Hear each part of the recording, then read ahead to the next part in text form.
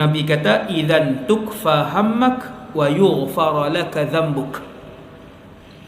Ketika mana kamu mengamalkan keseluruhan wirid kamu adalah selawat, waktu tu keseluruhan kesengsaraan kamu akan ditanggung oleh Allah.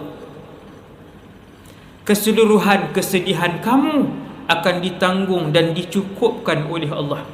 Wa yughfar laka dhanbuk, semua dosa kamu akan diampunkan oleh Allah.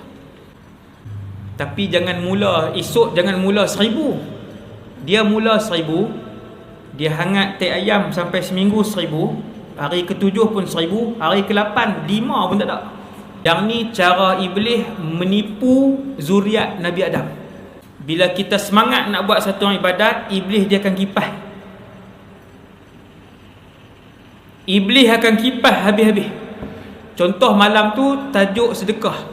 Esok berkurang 300 sedekah. Lusa berkurang 200. Oh, lepas tu 100. Lepas sebulan, tabung Jumaat lalu RM1 pun tak buah dah.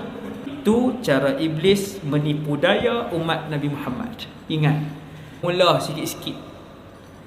Kalau nak mula esok 100, 40 hari.